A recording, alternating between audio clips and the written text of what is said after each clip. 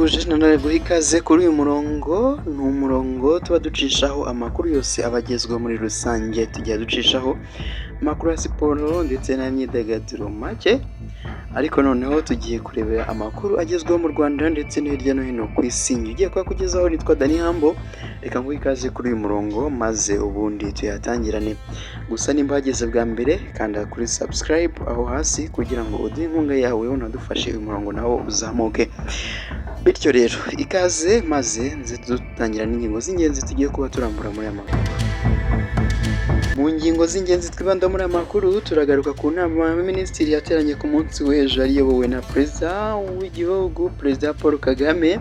Turagaruka ku myanzuro imwe n'imwe yafatiwe muri iyi nama y'abaminisitiri.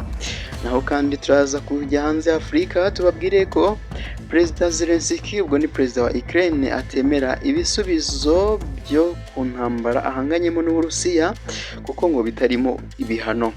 Naho kandi turabwira ko Amerika n'ubundi ishobora gukuraho bimwe mu bihano byafatiwe Uburusiya. Ubwo ni mu gihe harimo n'ibigendanye n'ubucuruzi. Ibi rero bikaba byaba byiza cyane ku masoko mpuzamahanga kubera ko Uburusiya yarindiriye ibinyampeke. Bivuze ko ibinyampeke bimwe na bimwe bishobora kuba byagabanya ibiciro kandi bikongera kuboneka ku masoko atandukanye. Naho kandi haburaga gato ngo yitaba Imana. Uyu ni umusaza umushumba wa Kiliziya Gatolika, Papa Francis, aho yari amaze iminsi 38 yose mu bitaro, ariko ubu ngubu bikaba byatangajwe ko yongeye kugaruka mu buzima ndetse akaba yasezerewe mu bitaro. Ndetse n'andi makuru menshi tutavuze aha ngaha turaje tuyarambura nyuma ya kano karuhuko gatoya. Tujye kure.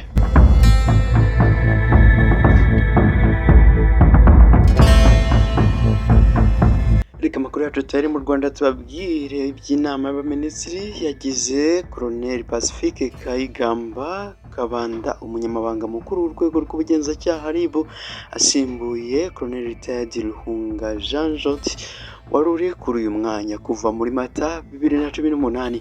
Iyi nama yateranye kuri wa 26 Werurwe 2025 iyobowe na Perezida Kagame.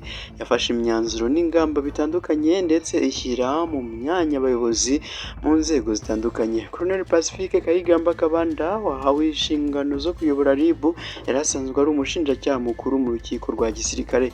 Iteka rya Perezida ryo kwa 26 Gicurasi 2023 niryo ryagaragaje ko Colonel Ruhunga yongerewe manda yo kuyobora RIB yungirijwe na Karihangabo Isabelle. Ryasohotse mu igazeti ya leta yo kwa 30 Gicurasi 2023. Ingingo ya 20 y'itegeko rishyiraho RIB iteganya ko umunyamabanga mukuru n'umunyamabanga mukuru wungirije bagira manda y'imyaka 5 ishobora kongerwa rimwe gusa.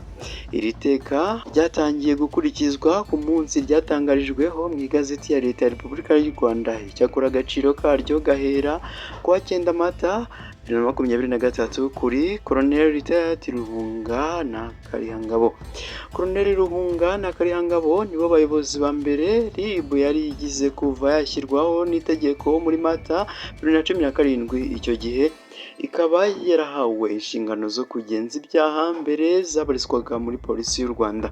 Mu nshingano zayo harimo gukumira no kubuza ibikorwa by'ibyaha binyujijwe mu gushakisha no gukora iperereza ku bikorwa byose bifatika cyangwa mu ikoranabuhanga, no gukora iperereza rigamije gushakisha, guhagarika no kuburizamo ibyaha biri gukorwa cyangwa ibyaha bishya n'udutsiko dukora ibikorwa bihungabanya cyangwa bishobora guhungabanya igihugu, abantu n'imitungo.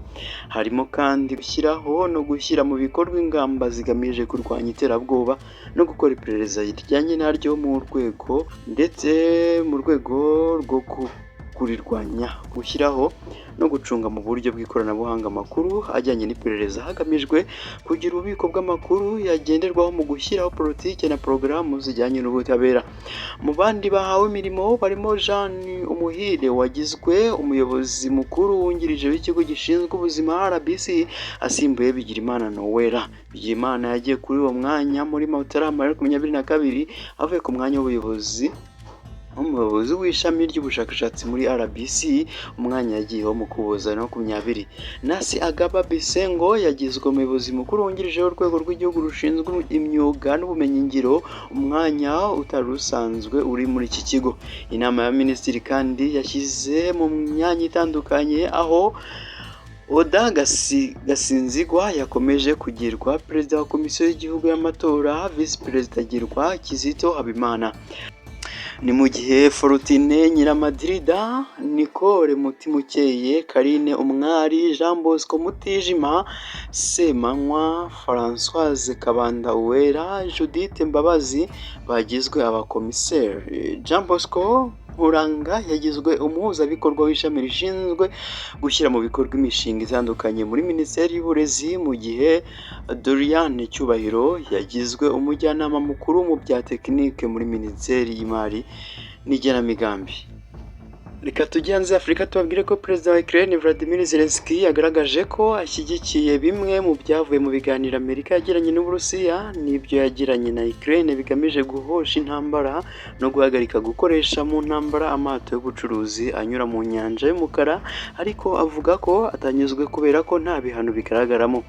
Ibi yabitangaje mu kiganiro n'abanyamakuru cyabaye ku wa 25 Werurwe 2025 nyuma y'amatangazo yasohowe n'ibiro bya perezida wa Amerika White House yavugaga ko ku by'ibi bihugu byombi byasabye kugira ngo amasezerano y'agahenge agerweho. Itangazo rya Amerika rivuga ko yemeranyije na Ukraine ko bareka intambara irwanirwa mu nyanja y'umukara, bakareka no gukoresha ubwato bw'ubucuruzi mu bikorwa by'intambara. Zelensky yakomeje avuga ko Amerika yabemereye kubafasha kugera ku masezerano yo guhererekanya imfungwa z'intambara, gusa yishinja kwemerera Uburusiya kongera gukora ubucuruzi buciye muri Ukraine itabibamenyesheje. Zelensky yagaragaje impungenge kuri aya masezerano kuko nta bihano byavuzwemo ku muntu utazayubahiriza. Si ibyo gusa kuko Zelensky yavuze ko muri ibi biganiro hari ibikorwa remezo by'ibanze Ukraine yasabye ko bizashyirwa mu masezerano nk'ahantu hakwiye kurindwa, gusa byo bitagarutsweho muri aya matangazo. Uburusiya buvuga ko mu gihe ibiganiro byaba bibyaye umusaruro na gahunda yo gukemura ibikomoka ku binyampeke n'inyongeramusaruro binyuze mu nyanja y'umukara no ku byambu bitatu bya Ukraine ishobora gusubukurwa. Ni mu gihe kandi muri Leta Zunze Ubumwe za Amerika ho zishobora n'ubundi gukuraho bimwe mu bihano by'ubukungu byafatiwe Uburusiya nyuma y'uko butangije intambara kuri Ukraine muri 2022. Ibihano by'ubukungu byafatiwe Uburusiya byari bigamije kubuca intege kugira ngo buhagarike iyo ntambara, ingingo itaragezweho nk'uko byatekerezwaga.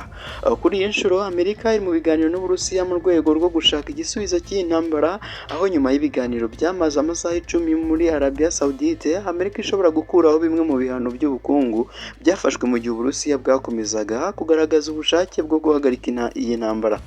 Amakuru avuga ko Uburusiya bushobora kwemererwa koherereza umusaruro w'ibihingwa ku masoko mpuzamahanga ndetse n'ifumbire. Ibi byari bisanzwe bikorwa ariko mu buryo bugoranye bunahenze. Ku rundi ruhande, banki y'ubuhinzi y'Uburusiya nayo ishobora gukomorerwa ikemererwa gufasha mu kwakira amafaranga agurwa uwo musaruro n'ifumbire ikomoka ku Burusiya. Amato y'Uburusiya kandi ashobora kongera kwemererwa gupaparika ku byambu bitandukanye hirya no hino ku isi, mu gihe banki zo muri icyo gihugu nazo zishobora gukora ibijyanye n'ihererekanya ry'amafaranga. Turangiza amakuru, reka mbabwire ko umushumba wa Kiliziya Gatolika ku isi Papa Francis aherutse kuva mu bitaro yari amazemo iminsi 38. Gusa amakuru yatangajwe n'abaganga bamwitayeho avuga ko haburaga gato cyane kugira ngo uyu musaza w'imyaka 88 yitaba Imana. Papa Francis yagize ikibazo cy'ibihaha kiza gufata indi ntera ubwo ibyo yagaruye byayobaga bikajya mu bihaha byombi. Uyu mukambwe asanzwe agira ibibazo by'ubuhumekero kuko mu buto bwe igice kimwe cy'igihaha cye kigeze kubagwa gikurwamo. Kuri iyi nshuro ubwoba bw'uko uyu mushumba ashobora gutabaruka bwari bwose kuko umubiri we wari ufite imbaraga nke cyane ku buryo wagorwaga no kwakira imiti n'ibindi yahabwaga ngo bimukize. Mu kiganiro n'ikinyamakuru Corriere della Sera, Dr Sergio Alfieri uri mu bitaye kuri uyu musaza yavuze ko hari igihe cyageze abaganga bagatekereza ko kuba bahagarika imiti bakareka Papa Francis yakitahira mu mahoro. Iki cyemezo cyatekerejwe nyuma yo kubona uburyo umubiri w'uyu musaza ukomeje kugorwa no kwakira imiti wari urimo guhabwa. Icyakora mu gihe izo mpaka zari zikiri kugibwaho, umuganga wihariye wa Papa Francis Massimiliano Zitrapreti yarahagobotse asaba abaganga gukora ibishoboka byose bagakiza uyu mushumba hatitawe ku kintu cyose byabasaba. Nyuma y'ayo mabwiriza abaganga bafashe icyemezo cyo gukora ibishoboka byose bakamuha imiti yose n'ubundi buvuzi bushoboka ariko akoroherwa. Kubw'amahirwe Papa Francis yaje koroherwa ndetse asezererwa ku itariki ya 23 Werurwe. Magingo aya akaba akiri kwitabwaho n'abaganga ari i Vatican ku biro bikuru bye. Nanagushimira cyane rero we twabanye nkubwira ko amakuru y'uyu munsi yaragezweho none tuyasoreje ahangaha. Reka nkurarikira andi makuru aza kubagezweho. Njye uyakugezaho nitwa Dani Hambo, umurongo n'ubundi n'uyu nguyu. Nimba wageze bwa mbere utarakoze subscribe yikandeho maze utume uyu murongo nawe ukura kandi uba uduhaye inkunga yawe unakoze umurimo wo gufasha byose icyarimwe. Ubwo rero turagushimiye cyane nimba ubyemeye cyangwa ubikoze, ariko nanone nimba rusanzwe warabikozeho wakora like cyangwa se ukaduha igitekerezo aho hasi. Ciao rero, reka mbararikira andi makuru aza kubagezweho kandi nanone n'amakuru y'imikino rukunje babahereza ndetse na Fisto. Ubwo ngubwo twongera ubutaha.